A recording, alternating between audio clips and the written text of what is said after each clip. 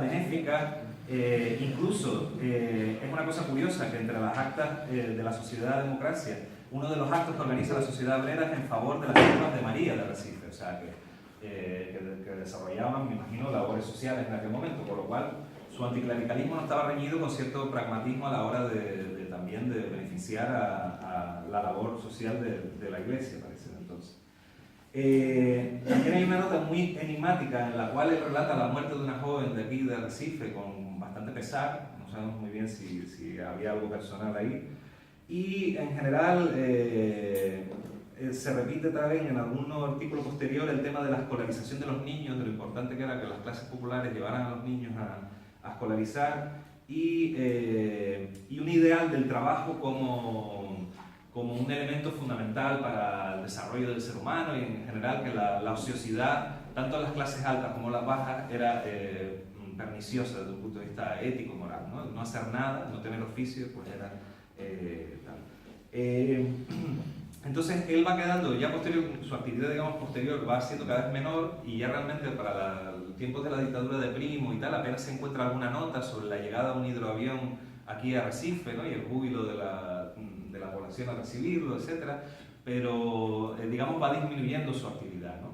Realmente parece que, si uno lo mira desde un punto de vista más frío y tal, realmente parece que su tiempo fue realmente aquellos años 1900, 1910, aquellos años iniciales, pero van surgiendo nuevos actores, surge el Partido Socialista, surgen los sindicatos ya de clase más organizados y tal, y él no parece que se vaya integrando en ese tipo de actividades y tal, y ya para los últimos años de su vida realmente no está, digamos, activo socialmente, no parece estar activo socialmente, por lo cual en el momento que se practica su detención, etcétera, que de esto nos hablará ahora Sergio, no parece que fuera una persona relevante para las autoridades rebeldes que estaban en aquel momento desarrollando, bueno, ese intento de golpe de Estado frustrado que terminó siendo una guerra civil, ¿no? Entonces, perdón, me he extendido un poquito más de la cuenta, pero como había un par de anécdotas que me había gustado aquí poner sobre la mesa, pues nada, ahí lo dejo.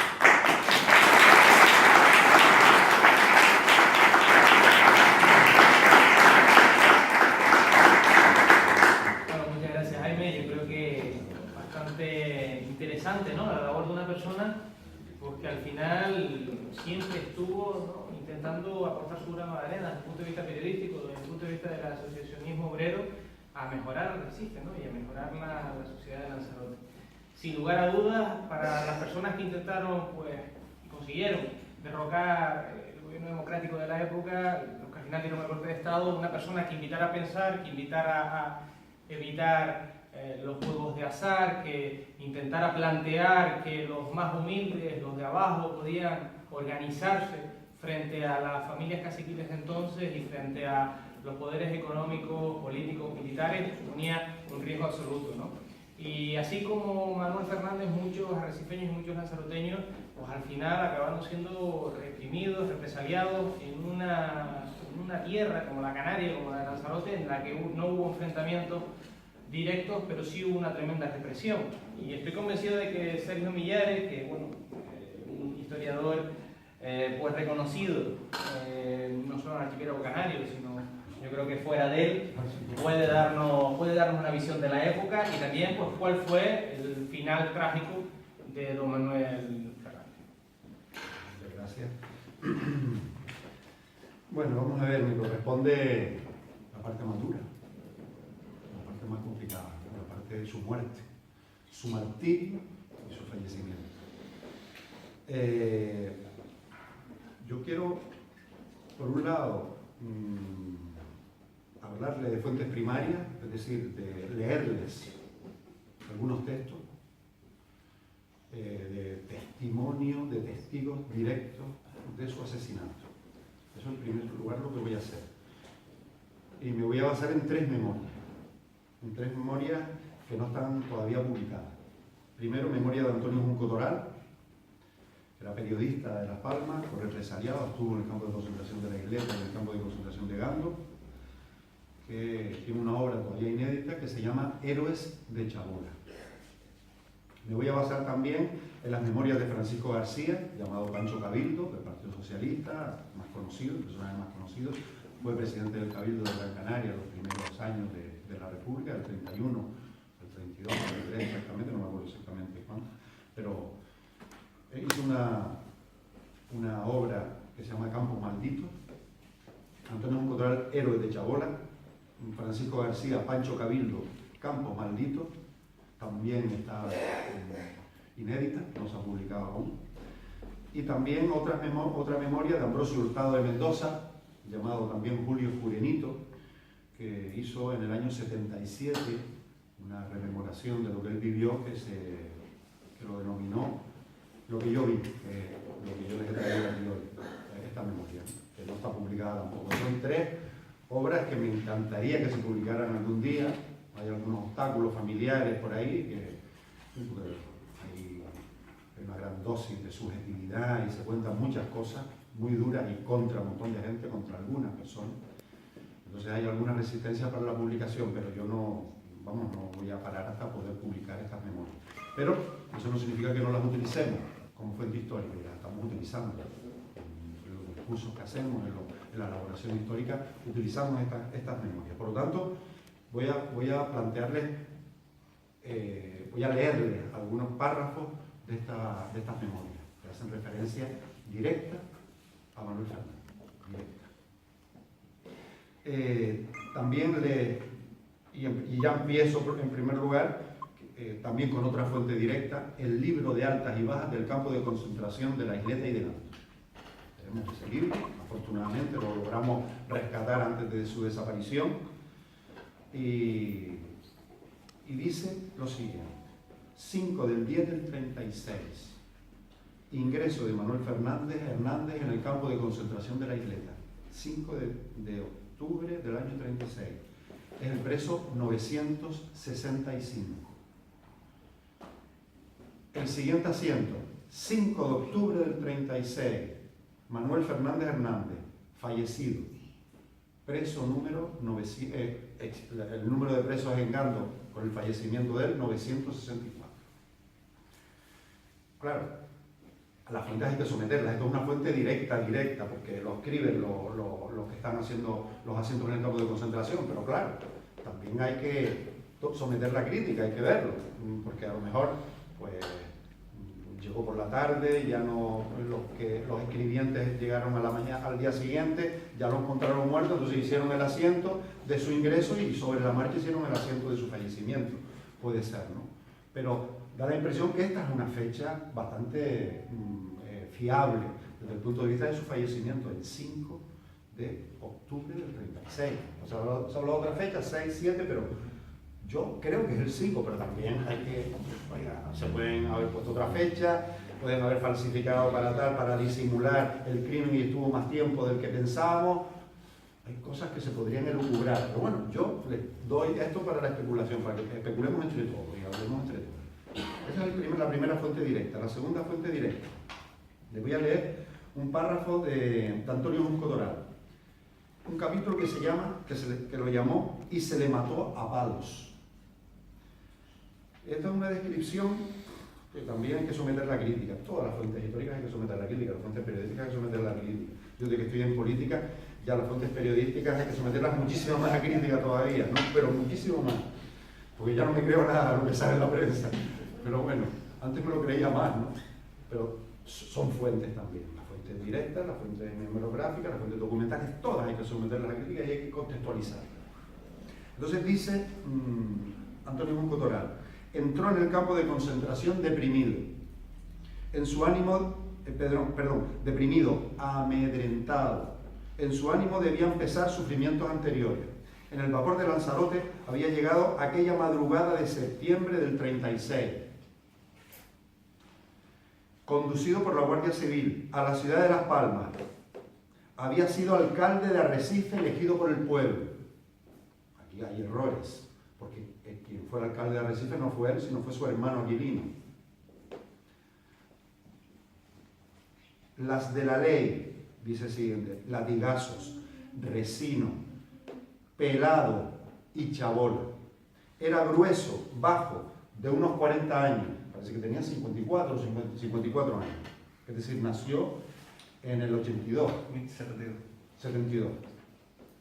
Pues dice, a poco de entrar en la chabola 12 lo llamaron, lo querían simplemente para ponerlo firme en la alambrada y que en esa posición le hiciese efecto la purga.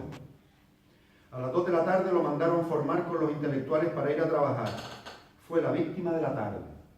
Al anochecer, a la hora del rancho, nuevamente volvió a sonar el grito de un vara, llamando, FDT, que no sé lo que significa, Fernández, no lo sé. Fue llevado a la chabola exterior, al botiquín, donde lo apalearon. Le dieron otro purgante de ricino y nuevamente firme en la alambrada hasta la medianoche. Al día siguiente, a las 6 de la mañana, con un pico a cuesta, formaba Don, no pone el nombre, pero él sabe que es Manuel Fernández, ¿no? Porque, bueno, no lo cita efectivamente, hasta ahora no lo ha citado. Yo creo que no se acuerda, de Antonio Junco Toral. Don, en blanco, con los intelectuales, que marchaban al trabajo. La cara producía malestar al que la miraba, de tal forma la tenía, apenas hablaba, tal era su terror. Ánimo, ánimo, le decían todos los compañeros. Aquel hombre con su mutismo sacaba recursos de energía de todas partes. Era mucho a lo que se le sometía. Desde su llegada fue un martirio incesante, cestas pedreras con interminables apaleamientos, todo el trayecto acompañado de las frases groseras y soeces del Sabanilla y el árabe. Son dos cabos de vara llamados, son presos que por determinadas prebendas que se le da, tabaco o whisky o doble ración, pues se prestaban a apalear y a hacer los trabajos más duros. Dice, a las 4 de la tarde se derrumbó, caído en el suelo, la cesta tumbada a pocos pasos de él, con la espuma en la boca y la cara deformada. Impresionaba con angustia que ponía un nudo en la garganta. 3 lo apaleaban sin cesar, el Sabanilla, el árabe y el sastre argentino. 3 cabos de vara.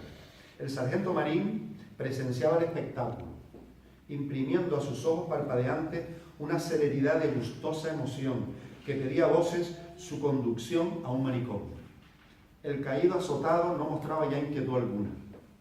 Había perdido el conocimiento. El aporreamiento en el suelo lo recibía sereno en su insensibilidad. Después de tantas horas de sufrimiento, era su primer descanso. Se le llevó entre 4 a la chabola. De ella se le sacó a las 2 de la madrugada. Por un brazo lo cogía el Sabanilla, por otro el árabe. Mientras lo llevaban fuera del campo, él hablaba, hasta lloraba. Pediría seguramente piedad. Apagados, lejanos, en el silencio del amanecer, se percibía el grito angustioso. ¡Ay, mi madre! ¡Ay, mi madre! ¡Socorro! ¡Dios mío! Al formar el siguiente día, aún de noche cerrada, en la explanada de maniobra por la larga fila interminable de los 1.200 presos, corrió la noticia, temblorosa, emocionada, con la tristeza que el alba pone al llegar la barca. El alcalde de Arrecife había muerto. Este es el testimonio de Antonio Junco Toral, un testimonio brutal, tremendo, que hay que someter también a crítica, porque a lo mejor ha puesto más días, más tiempo del que realmente estuvo Manuel Fernández. Es posible, o no, hay que verlo. Esto es un testimonio directo, porque Antonio Junco Toral estaba ahí. El segundo testimonio es más parco, más escueto, es el de Pancho Cabildo, Francisco García, en su obra Campos Malditos. Dice, se titula este apartado, Una paliza macabra. Una tarde entró en el campo formando parte de una de aquellas frecuentes redadas de detenidos. Él habla de una tarde. Dice, un pobre hombre de baja estatura, de aspecto bondadoso, no muy fuerte al parecer. Los presos le acogimos con fácil simpatía, que se dio acrecida cuando informaciones posteriores nos permitieron identificarle. Se trataba de don Manuel Fernández de Lanzarote, cuyo hermano don Aquilino había sido en tiempos muy popular en Arrecife, de donde fue alcalde muchos años. Había fallecido don Aquilino algún tiempo antes a consecuencia de un accidente automovilista. O sea que Pancho Cabildo sí tiene una información, y esta es un testimonio probablemente más fiable, aunque tampoco podemos desechar el anterior. Dice, comprobamos al momento que don Manuel era un infeliz, como indicaba su fisonomía. Apareció nuestro hombre por el campamento ya anochecido. O sea, está hablando ese testimonio bastante preciso. A las 11 lo sacaron de la tienda donde dormía. Le asestaron una formidable paliza. De qué manera atormentada chillaba don Manuel. A continuación le hicieron tomar un purgante de horror, aceite lubricante. Como no podía tenerse en pie, lo dejaron tirado en el jergón. Amaneció muerto. Los compañeros inmediatos contaban que toda la noche estuvo exclamando: Señor, ¿qué he hecho? ¿Qué he hecho, Señor? Este es el segundo testimonio. Por supuesto, parece que el primero es bastante más novelado y los tiende en el tiempo, la cantidad de palizas. Pero confrontando el libro de altas y bajas del campo de concentración y este testimonio de Pancho Cabildo, parece que es el más acertado, que es el más milagroso. El otro parece un poco exagerado, aunque cuenta cosas que son verdad, evidentemente, ¿no? Pero esos son los dos testimonios que yo quiero poner aquí. Creo que no se conocían, por eso no se conocían y bueno, y yo lo ofrezco aquí para hacerlo público y en fin, para que lo tengan en la memoria, porque son dos testimonios brutales que nos remiten directamente a el campo de concentración de la Isleta. El campo de concentración de la Isleta fue un campo de horror. Ninguno de los campos de concentración que existieron en Canarias se asemeja al de la Isleta. Se asemeja el de la Isleta más a los campos nazis, aunque no hay exterminio, etc., pero esas palizas continuas, esa brutalidad permanente de todo el estamento militar presente y de los cabos de vara, eso no lo recuerda nadie. Ya después, cuando se trasladan los presos en febrero del 37 al campo de concentración de Gando, la situación mejora, la situación se aplaca un poco. Es verdad que en febrero o marzo liberan a muchísima gente del campo de concentración de Gando, que es el ciclo represivo más intenso planificado, y los asesinan a muchísimos de los que ponen en libertad al campo de concentración. Pero dentro la situación era un poco mejor. Pero el campo de concentración de la Isleta era un campo de horror, un campo de tortura, un campo incluso de exterminio. De exterminio, aunque fuera improvisado, pero eran continuas palizas. Eso lo cuenta Juan Rodríguez Toreste, y lo cuentan varias personas más también que lo vivieron. Estos dos testimonios son, vamos, inapelables. Después hay un tercer testimonio de Ambrosio Hurtado Mendoza, Julio Curenito, que habla de toda la estructura del campo, de todo lo que vio, habla del teniente de artillería Lázaro. Bueno, voy a leer alguna cosa sobre Lázaro que no tiene desperdicio. Del teniente Lázaro, que es el responsable máximo y uno de los artífices de las barbaridades y las torturas brutales que sufrieron los presos en el campo de concentración de la Isleta. Disculpen un momento.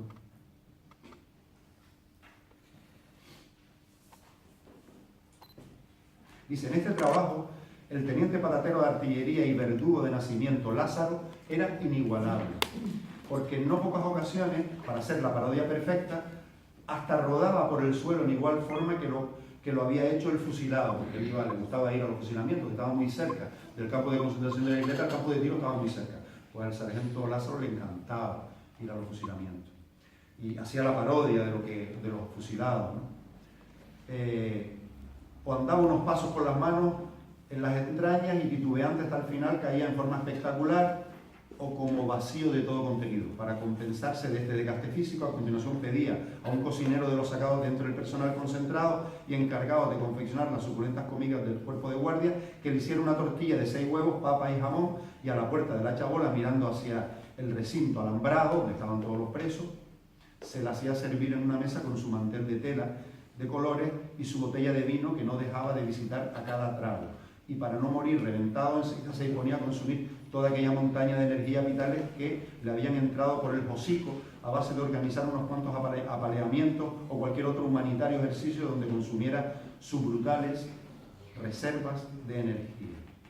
Bueno, esto es un poco la descripción del sargento, del teniente Lázaro, que es en el escalafón probablemente el que daba las órdenes, el que ordenaba. evidentemente estamos hablando de una cadena de mando, pero bueno, hay una amplia capacidad de autonomía por parte de los que estaban en el campo de concentración y lo hacían especiales, Muchos de ellos no iban al frente, claro, tenían que hacer méritos para ir al frente, entonces tenían que esmerarse. Otro párrafo de Lázaro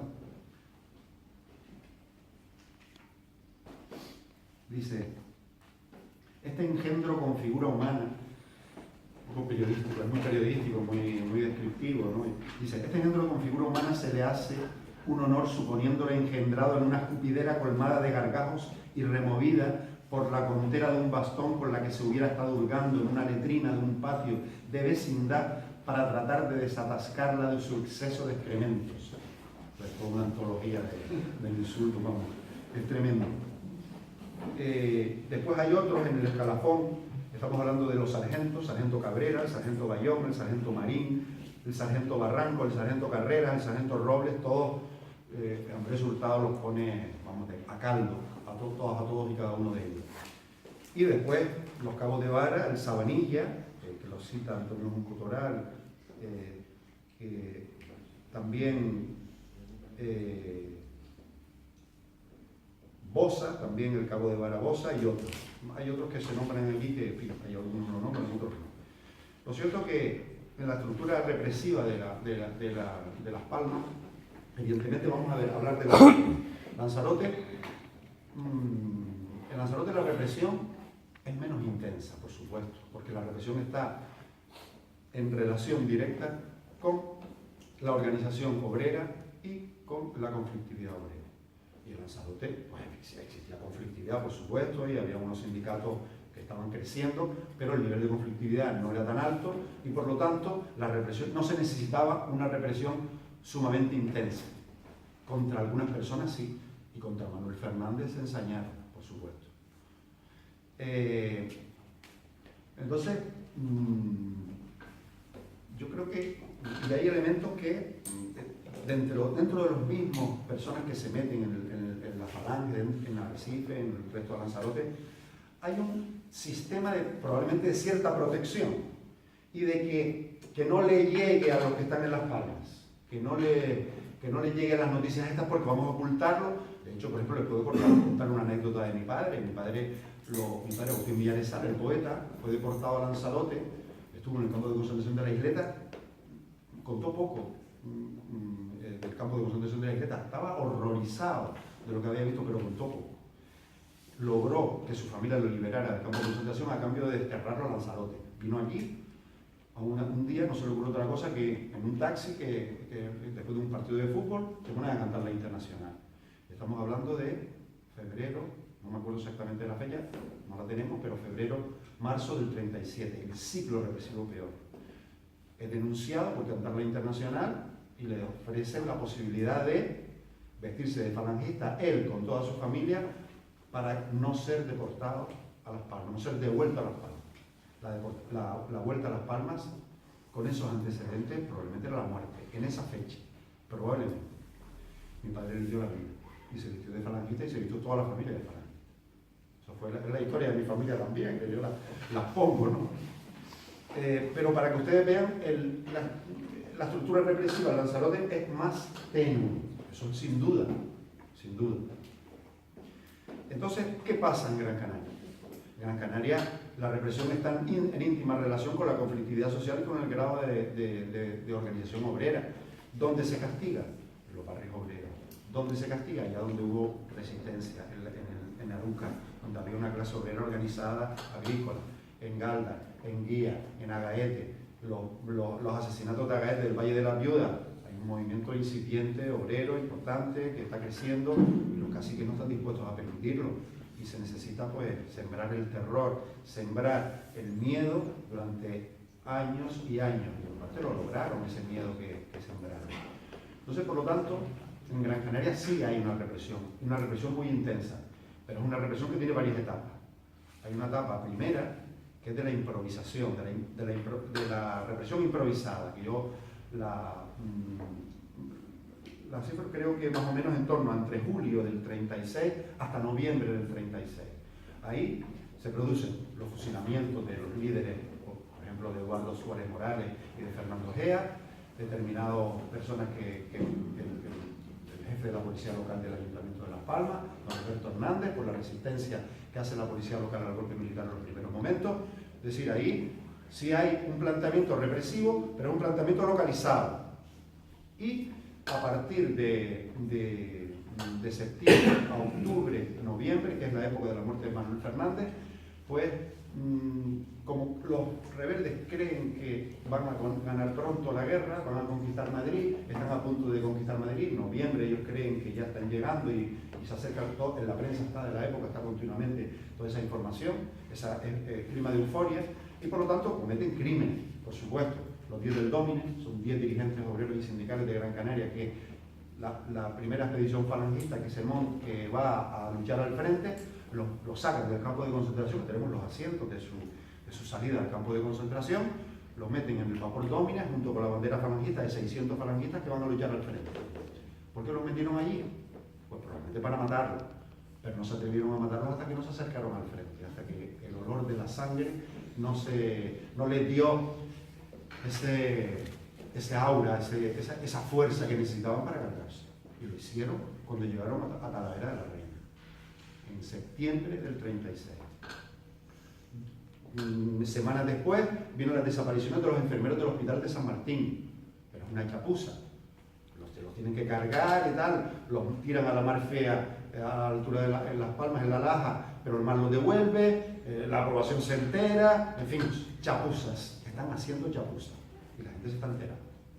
Entonces, por lo tanto, y la muerte de Manuel Fernández, probablemente no pensaban cargárselo, evidentemente, pero el nivel de palizas que recibían los que ingresaban en el campo de concentración hacía que determinadas personas, en este caso una persona con una endeble, con una constitución física mayor ya, pues hace que no lo resista y que, vamos, a las primeras palizas que recibe y el primer aceite de ricino que recibe, pues entonces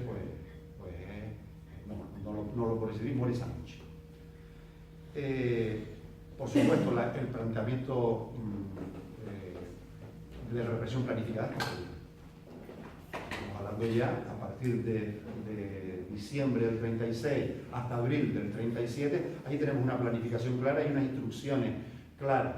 Las instrucciones de exterminar, de acabar con el enemigo, por supuesto, estuvieron en todo este tiempo, todo este año de furia exterminadora, pero en esta etapa es especialmente significativo la planificación organizada, dirigida por las autoridades militares de la represión. Por eso vienen las sacadas de del campo de concentración de Gando de determinadas personas y cómo antes de llegar a su casa o cuando algunos han llegado a su casa esa noche ya los empiezan a sacar de su casa y a tirarlos a los pozos de Tenoya, a los pozos del Llano de la Bruja, a la cima de Guinama, etc. Y ahí si los meten en un sitio donde no van a aparecer, o por lo menos no van a aparecer pronto, van a aparecer más tarde. Afortunadamente los del Llano de la Bruja ya han aparecido gracias al esfuerzo de la Asociación de la Memoria Histórica de Luca. 24 cadáveres han aparecido ya y esperemos que dentro de poco aparezca otro más del pozo de Tenoya que se va a excavar.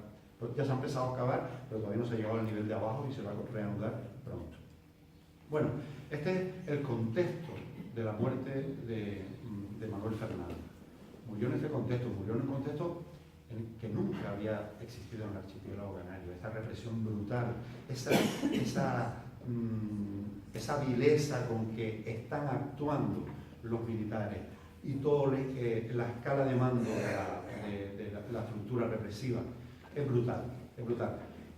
Pero no podemos olvidar que la responsabilidad viene de arriba, es decir, lo que creó el golpe militar fue una cadena de cómplices, una cadena de complicidades que iba desde los militares, que iba desde el aparato jurídico, los jueces, los magistrados, todos esos se prestaron a esta cadena de mando y estuvieron dentro de la estructura, porque los consejos de guerra y las sentencias, las condenas a muerte, no son legales. ¿Qué legalidad es esa? Es una legalidad que crearon y que se quisieron crear los jueces y esos magistrados que estuvieron jugando y que se atrevieron a condenar a muerte a 60 personas, por ejemplo, en Gran Canaria y a otras 60 personas en Tenerife, ¿no? Por lo tanto, esa cadena de mandos clara Y esa cadena de mando apunta a un vértice. Y ese vértice sabemos quién es, o sabemos quiénes fueron, que fueron los que promovieron el golpe militar. Eso no podemos olvidar. Tampoco podemos olvidar toda esa cadena de iniquidades y los peldaños de esa vileza y de esa iniquidad. Todos participaron, muchísimos participaron. Y se condenaron para siempre, para nuestra memoria y para la memoria de nuestros descendientes. Y eso es muy importante que quede en nosotros, para siempre, porque tenemos que recordar a todas estas personas. Y Manuel Fernández fue uno de los grandes mártires, y fue un mártir de Lanzarote. Y estoy encantado que el Ayuntamiento lo reivindique y esperemos que se haga oficial, que esa calle que Fede Parrilla en su momento pues, quiso hacer un monumento, una plaza, que me gustaría que contaras también la historia de esa reivindicación, pues se haga finalmente y se logre que se reivindique la memoria de don Manuel Fernández. Muchas gracias.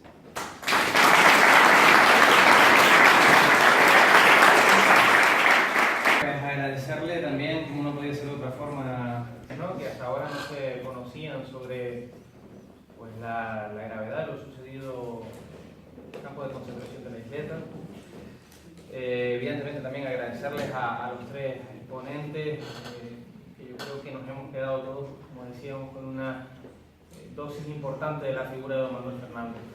Yo decirles que por parte de nuestro grupo político en el Ayuntamiento de Arrecife, y además así se lo he hecho saber al resto de fuerzas que tienen representación en el Pleno Municipal, pues queremos poner una moción en el Pleno del Ayuntamiento para que se declare hijo predilecto a don Manuel Fernández y también se le dedique un espacio público, porque creemos que es algo importante, ¿no? Seguir recordando, y que además los chiniejos y chiniejas, las generaciones futuras, nosotros también vayamos caminando por Arrecife y veamos a nuestros héroes, ¿no? Las personas que han contribuido a la mejora de las condiciones de vida de la sociedad de Arrecife, a la democracia, a los ideales justos, ¿no? De justicia social, como fue el caso de don Manuel Fernández. Pues bueno, como digo, en el pleno de diciembre lo pondremos, esperamos también contar con el apoyo mayoritario del pleno, y precisamente esta charla iba encaminada precisamente a hacer esa labor pedagógica que también es necesaria, de contribuir a difundir la memoria de don Manuel Fernández y las condiciones de represión que habían en Arrecife, en Lanzarote y en las Islas Canarias en la época del golpe de Estado. Ahora, si les parece, pues hacemos un pequeño coloquio de 15-30 minutos en el que, bueno, pues quien le apetezca pues, preguntarle algo a los ponentes, dar alguna anécdota a contar o preguntar, pues, bueno, abierto el turno.